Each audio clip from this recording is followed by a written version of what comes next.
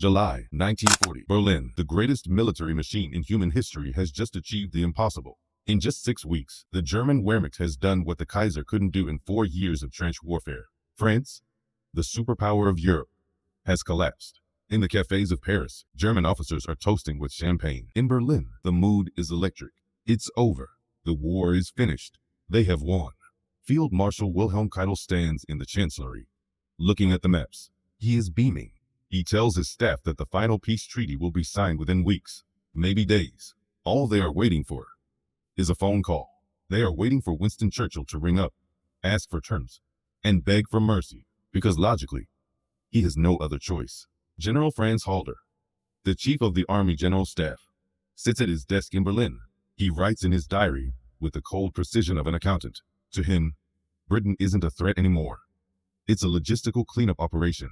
He writes that the war is effectively won. He is so confident that he actually authorizes the demobilization of army divisions. He sends soldiers home to work in factories. Why keep an army on high alert when the enemy is naked? But then, a day passes, then a week, then a month. The phone does not ring. And inside the German high command, the euphoria begins to curdle into confusion. You have to understand the mindset of the German general staff. These were rigid men. They believed in Clausewitz, in rules, in cause and effect. If you defeat an enemy's army, the enemy surrenders. That is the rule. Britain was breaking the rule. General Alfred Jodl, the chief of operations, is baffled. He calls the British attitude criminal. He tells his staff that the British are possessed by a lunatic stiff-neckedness. To Jodl, Britain is like a boxer who has been knocked out cold, is lying on the canvas, but refuses to hear the bell. It's annoying. It's illogical. But initially, they don't think it's dangerous. They have millions of men on the French coast, the finest army ever assembled. But they are sharks staring at a bear on an island. They can't swim, and the bear refuses to come into the water. So, they turn to the Luftwaffe. Hermann Göring, the Reichsmarshal, laughs at the concern. He promises Halder, he promises Hitler, that his planes will smash the Royal Air Force in 4 days. 4 days, he says. We will drag them to the peace table by their hair. The generals relax. This makes sense. The Luftwaffe destroyed Warsaw. It flattened Rotterdam. London is next. But then August turns to September. The skies over England turn black with smoke, and the reports coming back to the operations room in Berlin start to change. General Halder is reading the intelligence reports, and his frustration is growing. The numbers don't match the reality. The British aren't breaking. Their morale isn't collapsing. September 15, 1940. Battle of Britain Day. The Luftwaffe throws everything it has at London to force a submission. It is meant to be the death blow. By evening, the news reaches the high command. It wasn't a death blow. It was a disaster. For Germany, for the first time in the war, the German offensive machine has been stopped cold. And this is the moment the poison enters the bloodstream of the German command. But here is where they make the mistake that will cost them the war. They look at Britain, battered, bombing sirens wailing every night, rationing food, standing alone against a continent, and they decide that Britain is irrelevant.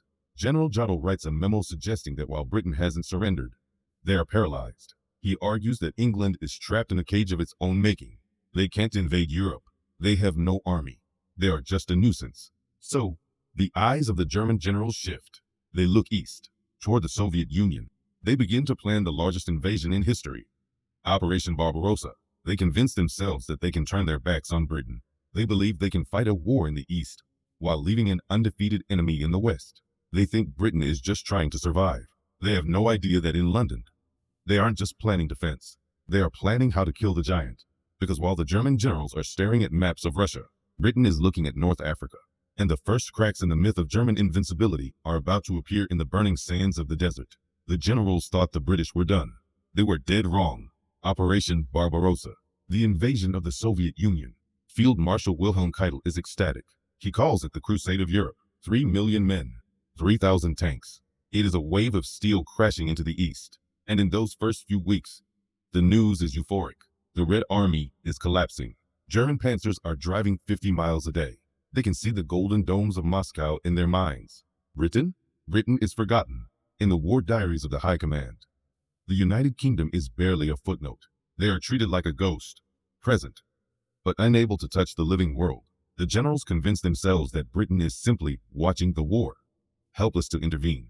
But while the generals in Berlin are obsessed with the red arrows moving east, they are missing the bleeding wound opening up in the south. While Hitler was staring at Moscow, Winston Churchill was staring at the supply lines. It started in the Atlantic. The German Navy, led by Grand Admiral Ritter, had launched their pride and joy. The Bismarck, the most powerful battleship ever built. It was a monster. It was supposed to sever Britain's lifeline to America. It was supposed to starve the island into submission. The generals in Berlin waited for the reports of British ships sinking. Instead, they got a horror story. May 1941. Just weeks before the invasion of Russia, the Royal Navy didn't hide from the Bismarck. They hunted it. They swarmed it like a pack of wolves. They chased it for 3 days across the Atlantic. When the news reached Berlin that the Bismarck had been sent to the bottom of the ocean, the silence in the wolf's lair was deafening. Admiral Ritter was crushed. Hitler was apoplectic. The message was clear. You own the land, but we own the sea. But they shrugged it off. Fine, Halder reasons. We don't need the sea. We will conquer the land. Russia will fall in 8 weeks, and then Britain will surrender out of hopelessness. But then, the telephone rang again. This time, it wasn't the Navy. It was their ally, Italy. Benito Mussolini had tried to attack the British in North Africa. He thought it would be easy. He thought the British were broken. He was wrong. The British desert rats, outnumbered and outgunned, didn't just stop the Italians. They humiliated them. They captured 130,000 prisoners. Suddenly, Germany faces a nightmare scenario. If North Africa falls, the British control the Mediterranean. If they control the Mediterranean, they can strike into the soft underbelly of Europe. Hitler is furious. He didn't want a war in the south. He wanted Russia, but he has no choice. He has to bail out his ally. He is sent to Libya with a small force, the Afrika Korps, just to hold the line. His orders from Berlin are strict. Do not attack, just survive. We need every tank for Russia. But Rommel is a man who leads from the front. And when he arrives in Africa, he sees something the generals in Berlin deny. He sees that the British are dangerous, but he also sees that they are overextended. Rommel ignores his orders. He attacks. And for a moment, it looks like the German genius for war will win again. He drives the British back. He takes Tobruk. The British are reeling. Back in Berlin, the generals are cheering. You see, Jodl says, the British are amateur fighters. 1 German division is worth 10 of theirs. But Rommel isn't cheering. He is writing letters home to his wife, Lucy. And in those letters, you don't find arrogance. You find respect and fear. They are playing the game of attrition. Every tank Rommel loses in the desert is a tank that cannot be replaced. Every gallon of fuel he burns chasing the British across the sand is a gallon of fuel that isn't going to the tanks driving toward Moscow. Britain has turned North Africa into a giant sponge, soaking up German resources right when they need them most. The invasion of Russia, Operation Barbarossa, is slowing down. The roads are turning to mud. The temperatures are dropping, and the supplies aren't arriving. Why? Because the Royal Navy and the RAF are sinking the supply ships in the Mediterranean. Because the British Army in Africa is forcing Germany to divert trains, planes, and fuel south instead of east. General Halder writes in his diary, and the arrogance is gone. He writes, we have underestimated the Russian colossus, and the British persistence is becoming a strategic constriction. They thought fighting Britain alone was a joke. Now, they are realizing that Britain was never fighting to conquer Germany. They were fighting to exhaust Germany. And it was working, but the German generals still had one hope left. They believed that even if Britain was annoying, it couldn't actually hurt them. They believed the British lacked the stomach for a real, brutal, face-to-face fight on the European mainland. They were convinced the British were too cowardly to attack the German war machine directly. They were about to receive a shock that would shake the Nazi leadership to its core.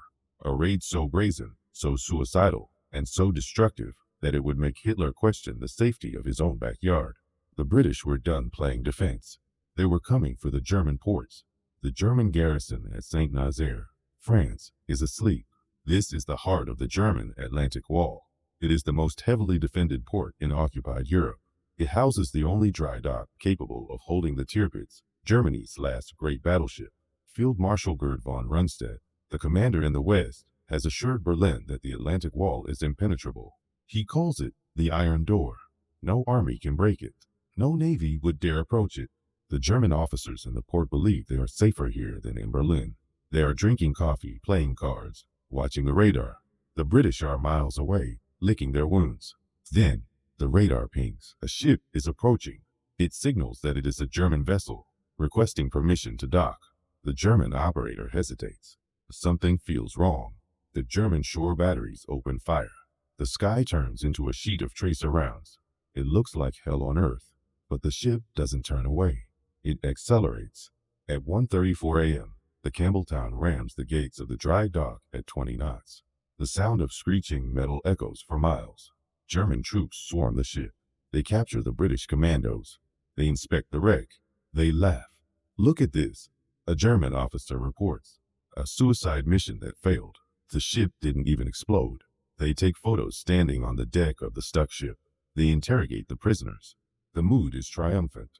The British tried to break the iron door, and they only dented the paint. But the British prisoners, they aren't scared. They are smiling. They keep checking their watches. The explosion is so massive it vaporizes the dry dock.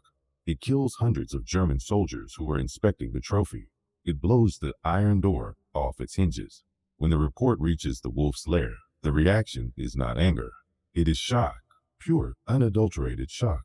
General von Rundstedt looks at the map of the coastline, thousands of miles from Norway to Spain, and realizes the terrifying truth.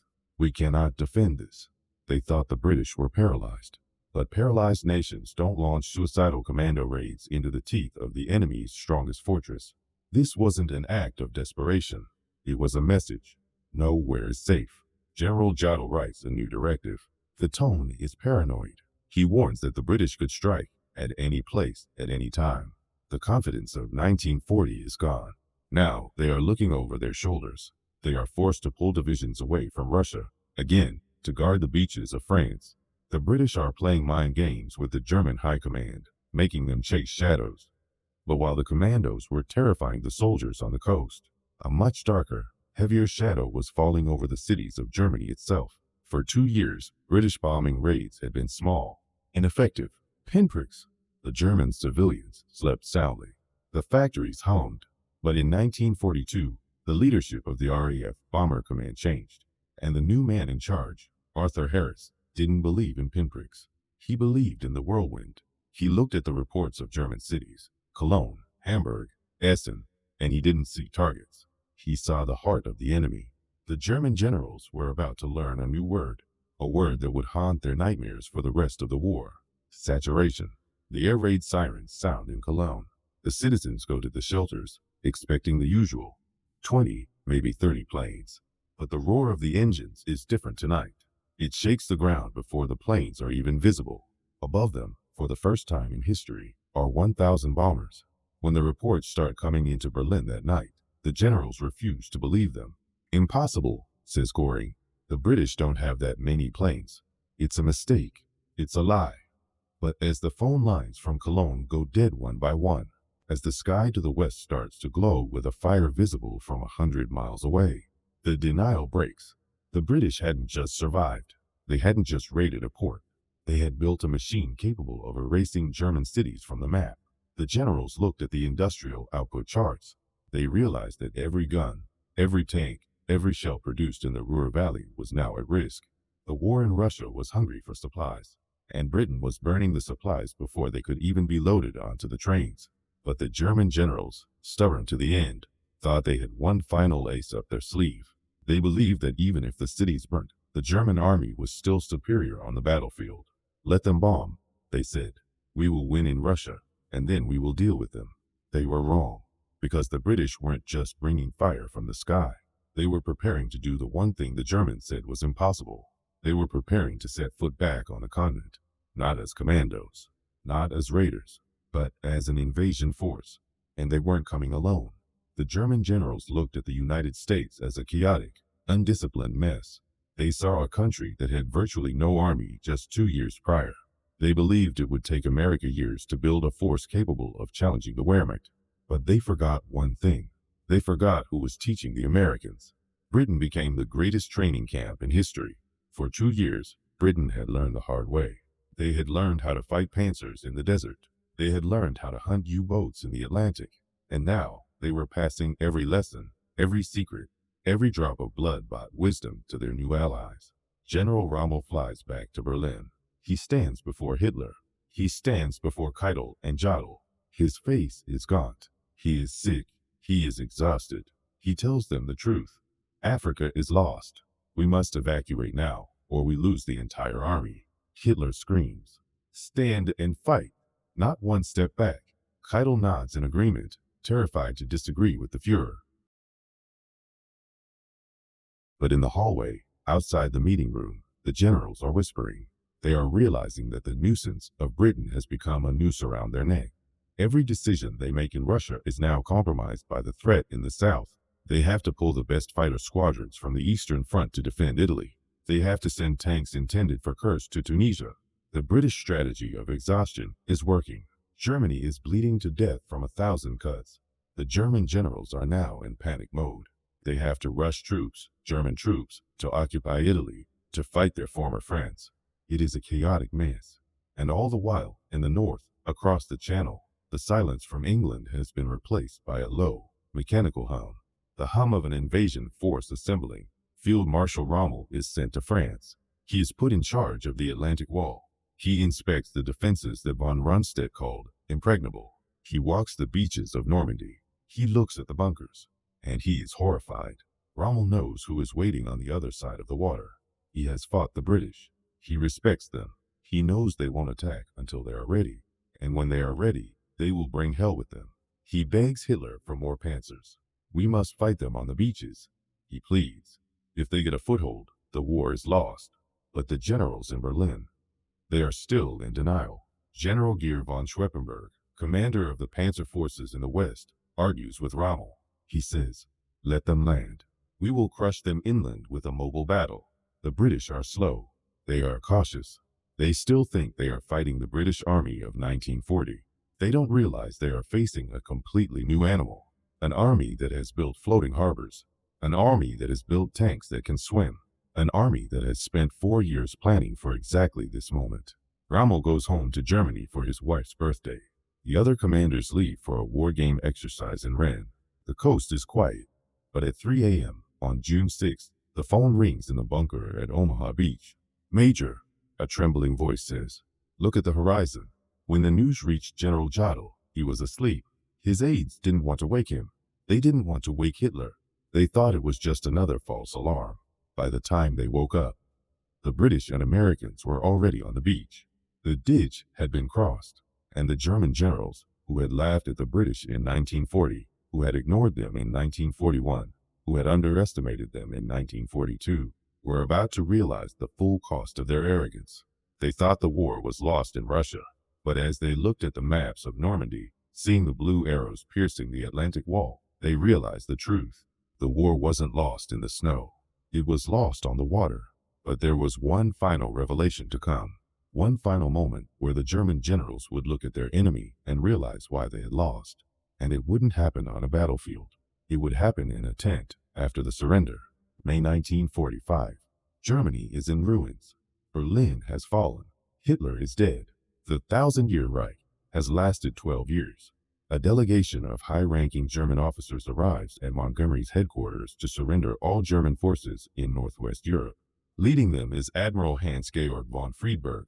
He is dressed in a pristine gray leather coat. He looks tired, his eyes sunken, but he tries to maintain the dignity of the German officer class. Beside him are other generals, men who had conquered France, who had marched into Poland, who had dreamed of ruling the world. Now, they are walking across the grass to beg for peace. They introduce themselves. They offer surrender terms.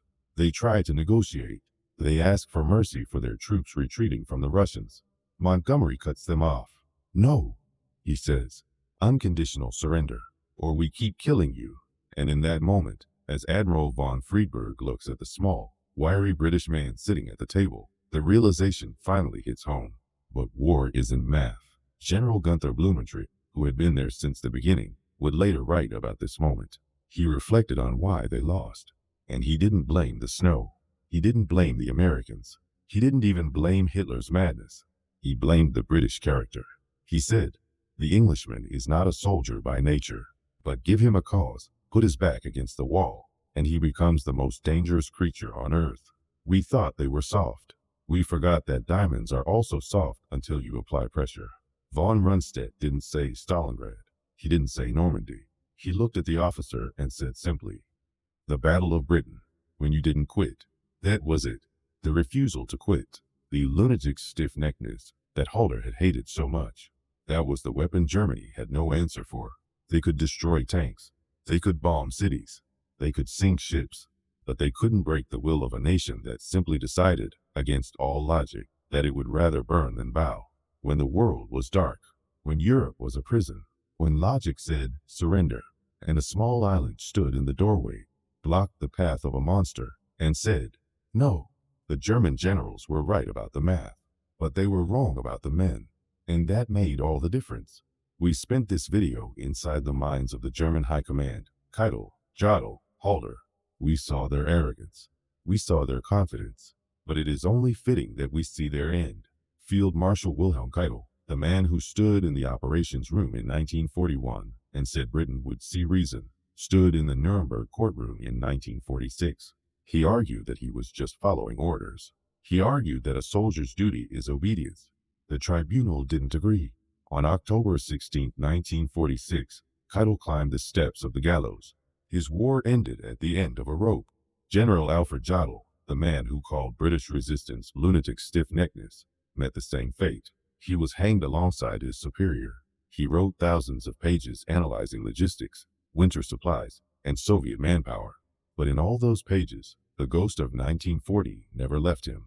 The calculation error that started it all. The variable he refused to account for. Human will. The German generals lost because they were fighting a war of maps, while Britain was fighting a war of survival. They looked at the English Channel and saw a ditch. Churchill looked at it and saw a moat. They looked at the Londoners and saw victims. Churchill saw warriors. It is a lesson that echoes through history. You can measure the steel. You can count the bullets, but you can never, ever measure the heart of a nation that refuses to kneel. If you enjoyed this deep dive into the minds of the German generals, make sure to hit that like button. It really helps the channel. And if you want more stories of World War II that you won't find in the textbooks, hit subscribe and ring the bell. We have a video coming up next on the one spy who tricked Hitler into moving his entire army. You don't want to miss that. Thanks for watching, and as always, history is watching you.